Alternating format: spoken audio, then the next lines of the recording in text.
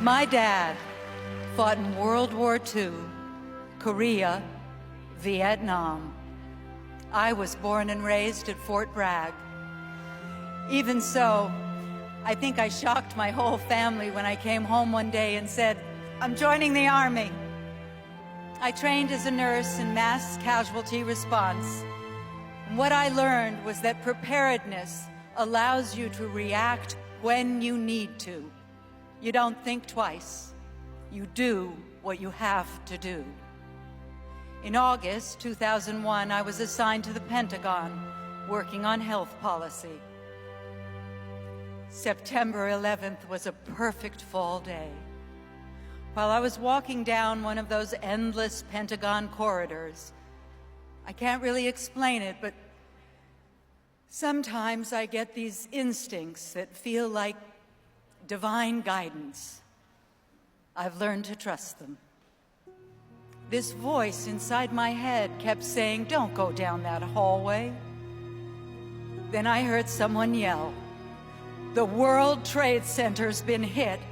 I turned into an office where people were watching the plane strike the South Tower. My instincts kicked in again. I said it out loud. There's going to be a series of attacks. We're next.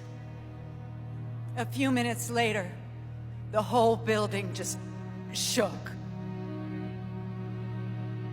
A strange kind of calm came over me, like time just stopped. I ran straight to the impact site. Smoke was billowing out of this gaping hole in the building. The ground was burning hot. Plane debris was everywhere, jagged pieces of glass and smoldering metal. People were trying to find their way out of the darkness and the fire, breaking windows, trying to escape in any way possible. At that point, we had no supplies. Then an aid bag appeared, IVs, needles, gloves, tubes for intubation. A one-star general came up to me and said, "What do you need?" I said, "Your belt for a tourniquet." We were doing battlefield triage on the grounds of the Pentagon. It wasn't easy trying to create order in the middle of chaos. Ambulances started arriving, the fire department, urban search and rescue, the FBI. By the time all air traffic was grounded, we'd gotten a host of severely burned patients out by airlift with a fighting chance to survive. This is what war feels like, I thought. We're at war. This is what my dad lived through. The stench of jet fuel was overpowering, but people never stopped going back inside the building to find survivors. Everybody pitched in. By nightfall, it had turned into a recovery operation.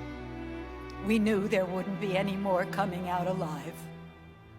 That was a hard moment.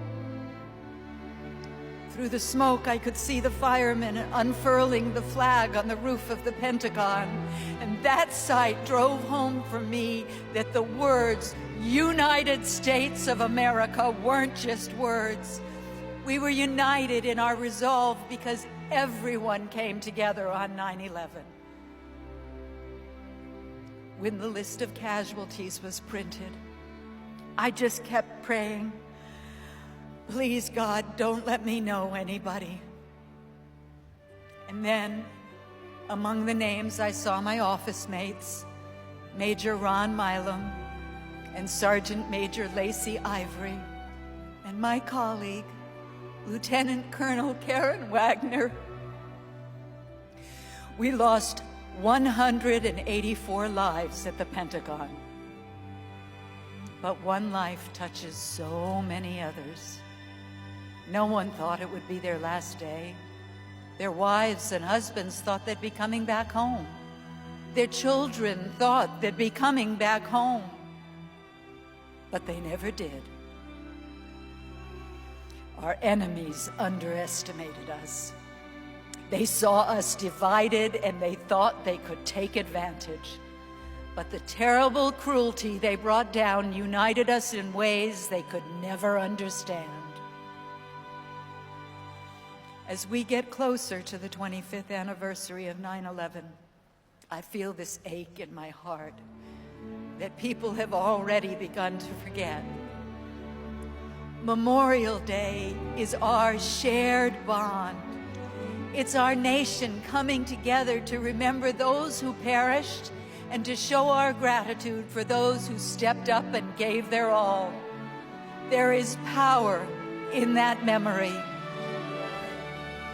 As we honor their sacrifice tonight, every one of us must ask, how do we serve? When I saw our flag waving through all that smoke and flames, I saw threads of courage. I saw threads of sacrifice. I saw threads that bind the history of our nation, a legacy of service, of duty, of unity. That's what I saw that day. And that's what I still see.